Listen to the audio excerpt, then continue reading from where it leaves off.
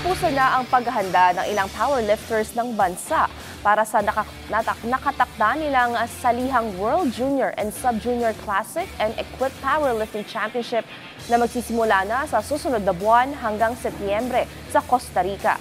Yan ang ulat ni teammate Paulo Salamatin. Wala ng oras na sinasayang ang ilang mga miyembro ng Philippine Powerlifting Team para sa asam na muling makahakot ng medalya sa sasalihang 2025 IPF World Junior and Sub-Junior Powerlifting Championships mula August 25 hanggang September 5 sa San Jose, Costa Rica. Ilan sa mga sasali rito ay ang mga pambatong junior lifters ng bansa na sina Jessa May Tabuan, Jane Erasmo, Jason Galauran, Kyle Jan Cumpio at marami pang iba. At sa katatapos lang na Visayas leg ng 2025 Perlas ng Silangan Powerlifting League sa Tacloban City, ginawang warm-up competition ni Erasmo ang nasabing torneo na nagnanais na malampasan ang kanyang 2 silver at 1 bronze medal finish noong nakarang taon sa World Championships.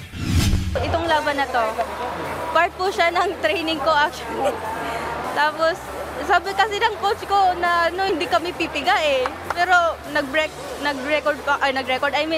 break ko pa yung PR ko.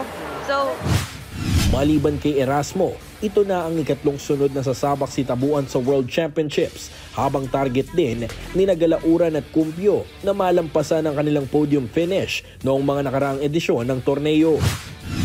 I get very excited when I see the young ones as they grow up and tumatangkad, tapos nakakaroon ng mas fit na katawan, and then yung buhat tumataas ng malaki.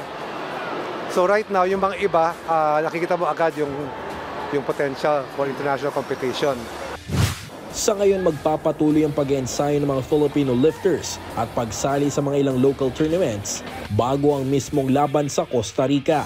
Paulo Salamatin para sa Atletang Pilipino, para sa Bagong Pilipinas.